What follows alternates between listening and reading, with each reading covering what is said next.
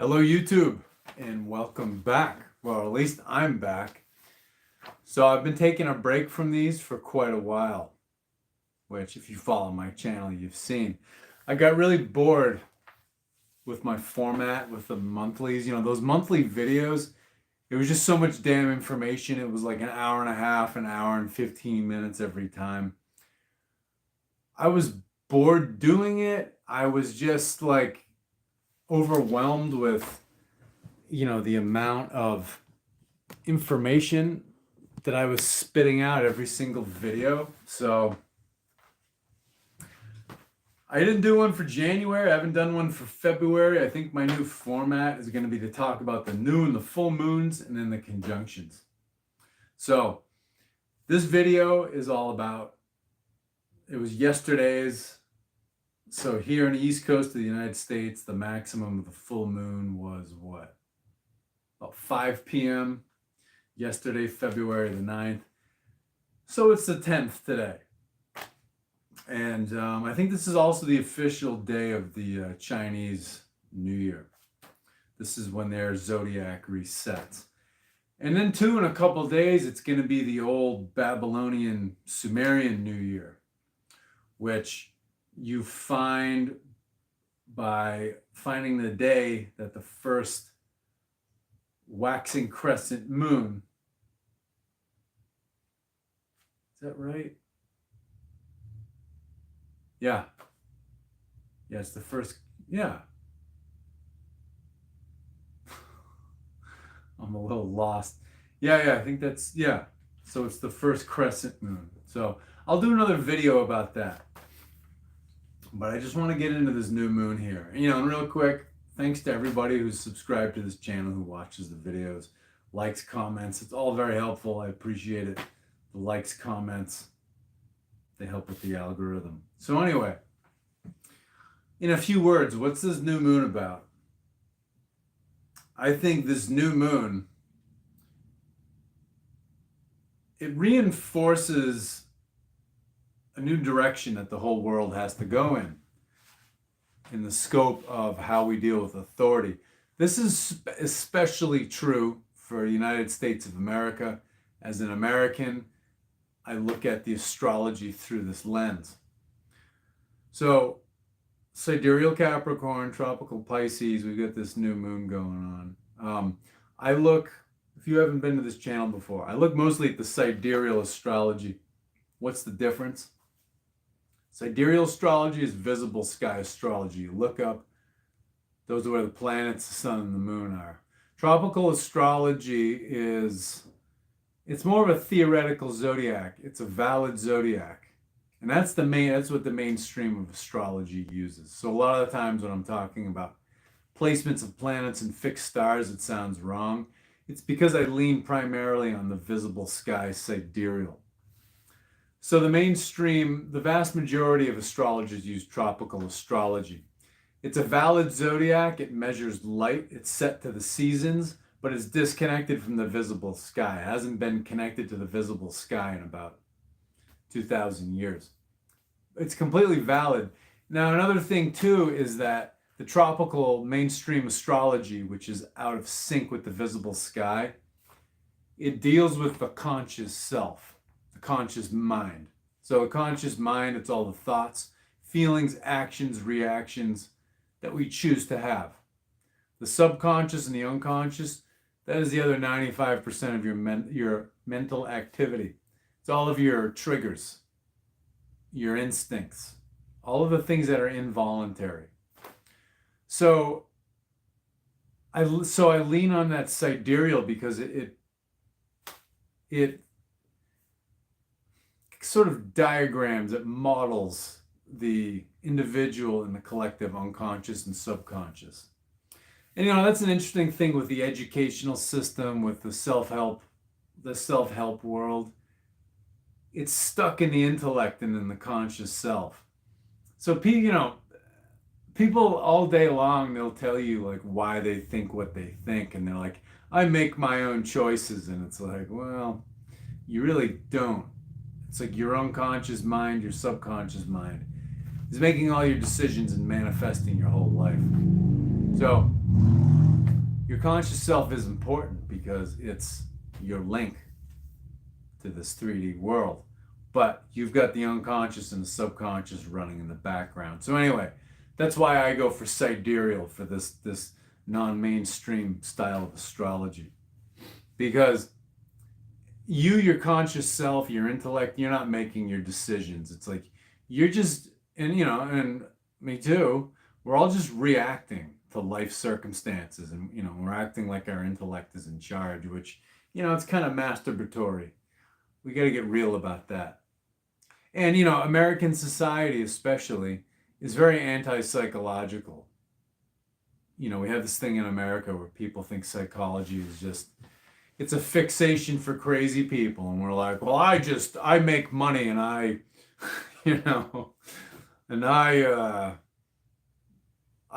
gather information I don't need psychology. It's like, if you don't think you need psychology, you definitely do. To better understand yourself and the people around you.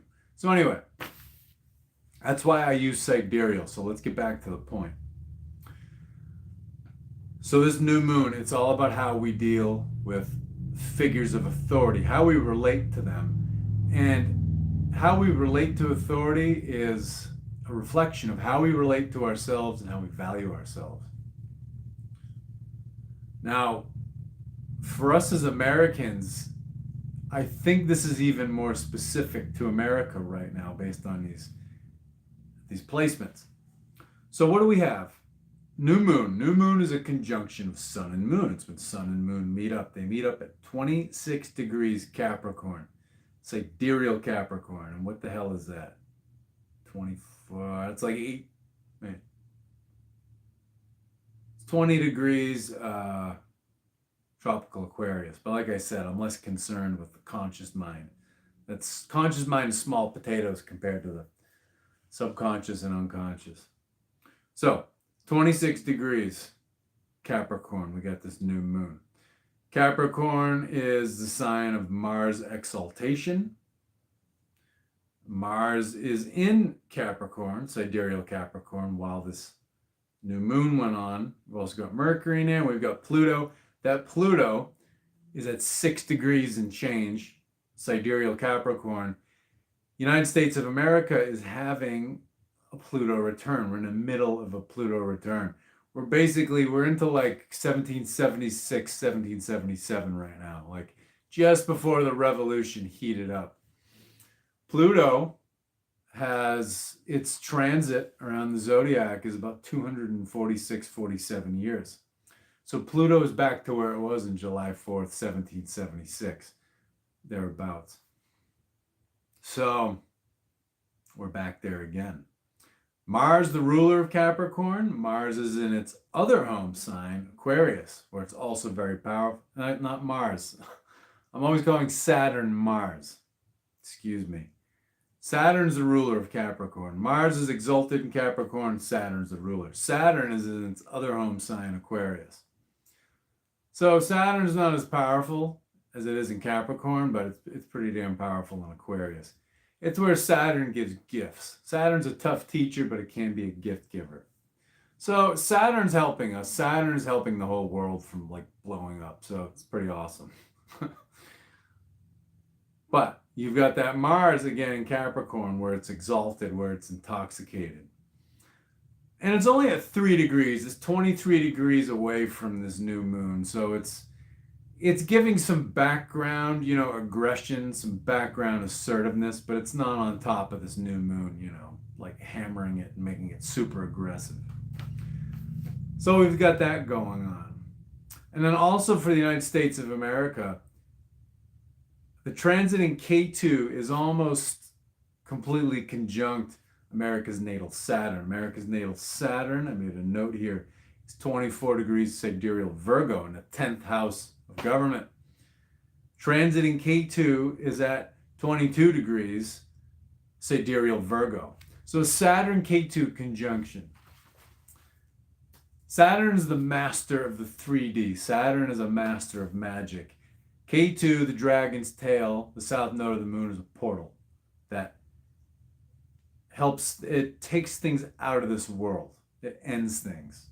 It's a significator of ends and losses, and death, which is a liberation. K2 is a liberator. So you put Saturn and K2 together. It basically means that karma has dictated that some facet of your life, some status quo, some way of doing things is at the end of the road. It can no longer go forward. You have to create something new. And this can be extremely powerful if, you're not like fear-mongering yourself. So it's pretty neat. So what this means for the United States of America, this transit in K2, natal Saturn conjunction in sidereal Virgo, the 10th house, it means that American government as we've known it is finished. And it means that Americans' relationship to authority is finished and we have to do something new. So this country started with these amazing principles, and people like to, call, the founding fathers were horrible Nazi racists. And it's like, well, yeah, a lot of them were slave owners.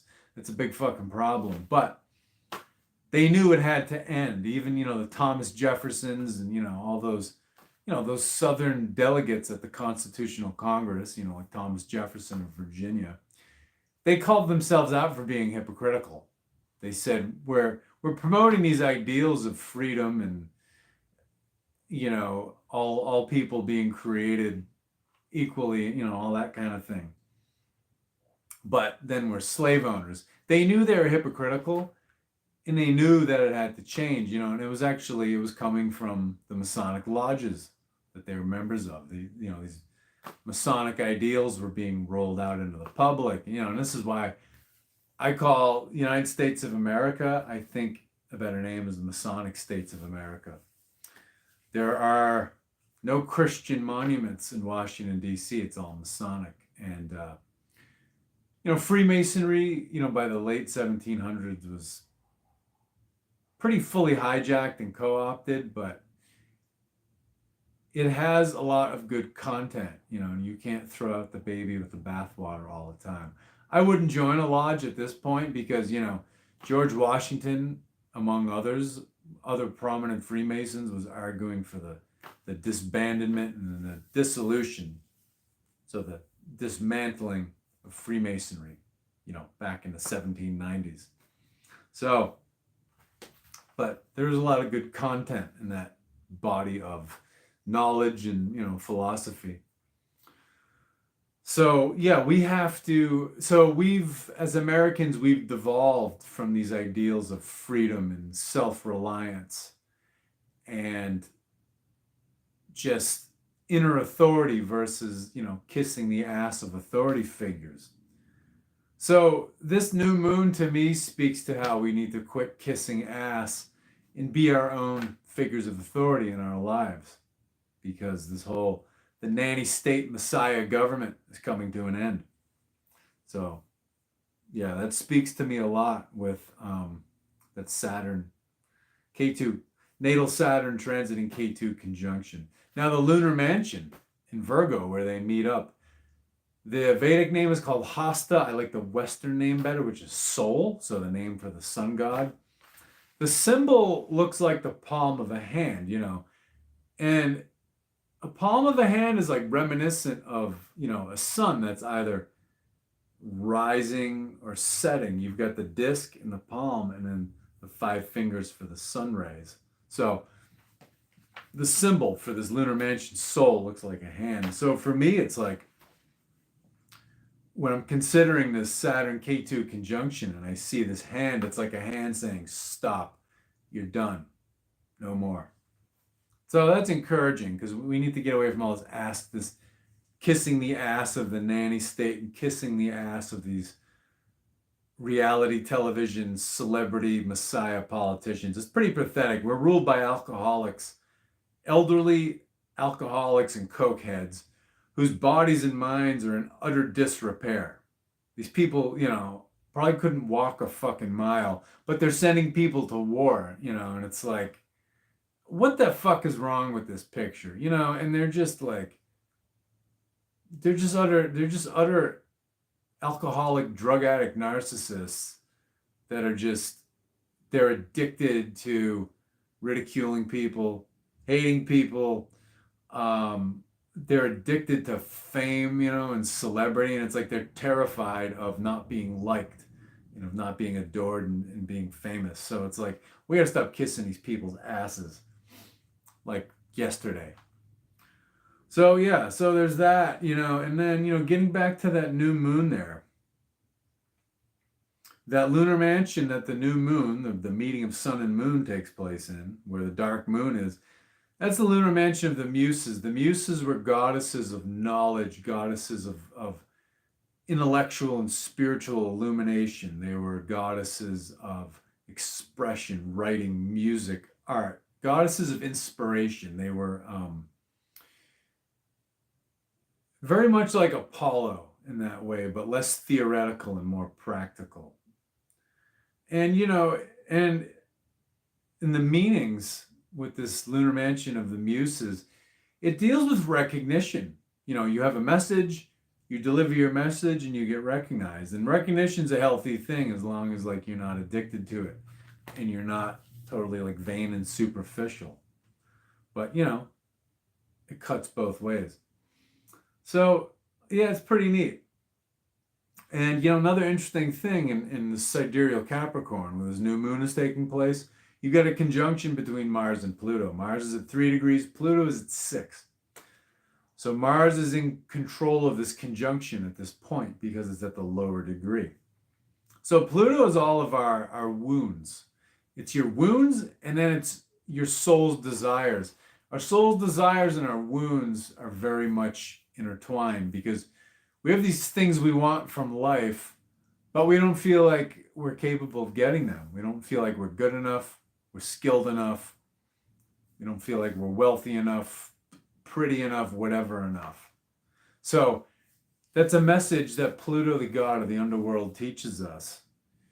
You can have the things you want, but you have to believe that you're capable. You have to cut loose your tendency to devalue yourself and say that you're not good enough for whatever damn reason. So Mars is stirring the anger here and, is putting a fire under our asses to sort through these issues that Pluto deals with, to start walking toward, our dreams, basically. What do I want to say about? Oh yeah, Mercury's in Apollo, which is also a lunar mansion in Capricorn. It's the one right before Muses. So Apollo deals with speaking, a teacher speaking to audiences. It deals with knowledge, a lot of theoretical knowledge with very, high level sort of intellectual information. So Mercury, the communicator, the thinker, it's all about speaking. So, and then, another thing too for the world, Capricorn is government. So it's it also deals with new ideas, better ideas being injected into this whole thing we call government. But for the world, with Pluto being in Capricorn, it's there's some anger about what government has been doing. And in the Western world, we can safely say that government has broken its covenant, its contract with the people. The Western civilization has been destroyed by all this guilt propaganda, this white guilt propaganda. The England and France are now the British and Franco caliphates. The people there have been just fooled into believing that out of guilt you need to let in half the Middle East. And they're not participating in French society and British society. They're turning it into the Middle East because, there's so many religious fanatics among those people. Some of those people do participate in these Western societies, but there's a high incidence of, that they're trying to establish caliphates in Europe. In the suburbs of Paris, French women can't go to certain cafes on their own. If they're owned by Muslims or they're frequented by Muslims, they'll throw, Western women out of them if they're not accompanied by men. So Yeah, Islam, the left is trying to make Islam all cool and fashionable. Islam is like perverted. It's like as perverted as Christianity used to be. Or, if Christian churches can get away with getting violent, they're about that perverted. So, yeah. So yeah, this is a very interesting new moon here. And what was the other thing here? Oh yeah, Mercury. That Mercury at 13 Capricorn. It was also conjunct with America's natal K2. So America's natal K2. It's in the second house, which is Capricorn. Second house deals with resources, physical resources, wealth, not so much like money wealth, but like the wealth of like actual assets and resources. Not real estate, but like goods, like food, manufactured goods, just assets other than real estate. So having a K2 in the second house, and the second house also deals with like business leaders, and finance. So this basically means America's past life karma, and its past life was a colony of the British Empire. Its past life of business leaders, of merchants, of banks. So there's a message there saying that you have to get out from under that. And the Rahu is in the eighth house. Rahu can deal with institutional money, but it also deals with transformation. So, and definitely in America, there's definitely a tendency to be very short-sighted when it comes to money, when it comes to these giant like hedge funds and these giant banks. So America's karmic axis is on this financial axis. So that's a whole thing we have to work out. So yeah, interesting to have it there, but along with that K2 being in Capricorn, being in that second house, you got Pluto in there. So like America's deepest karmic wounds are around this like rule by financiers. So this new moon highlights all that. So yeah, pretty interesting. And then slowly queuing up is this Jupiter-Uranus conjunction, which will take place on April 21st. They're 10 degrees away. Uranus is at 24 degrees sidereal Aries. Jupiter's at 14 degrees. So they're not tightly conjunct yet, but their proximity, their closeness to one another is starting to be felt. And, just a little sneak preview before I make a video about that. That is going to deliver, I think, some shocking event that we can't even imagine right now. We can imagine, the general themes, but it's gonna be one of these moments, I think, that's gonna go down in history sometime this spring. Or at least, I'd say within a couple of months of that, but it could be pretty quick. It's Aries where Jupiter and Uranus are meeting, so it's like Uranus deals with technology, so it's like it deals with technology, electronics. Aries is, it can deal with warfare, with military, so it's probably going to be some new military technology that's been around for a while that we think of as just the stuff of science fiction. But there's so much pressure on the deep state with people asking questions, where the fuck are all these UFOs coming from? Which, the ones that are physical craft are deep state, black budget aerospace projects. They're just state-of-the-art aircraft with state-of-the-art propulsion systems we haven't been told of yet. So it'll probably be some goddamn thing like that, but they're not going to be telling you the whole truth. So I'll get more into that in another video, but I'm going to cut this short. We're almost on a half hour here. Thanks to the people who caught me live. I appreciate you. Yeah. If you like this video, please leave me a thumbs up, comment. It's very helpful and I appreciate it. And if you're interested in readings, you know how to book with me. Put the link in the comments or in the description. Have a nice one.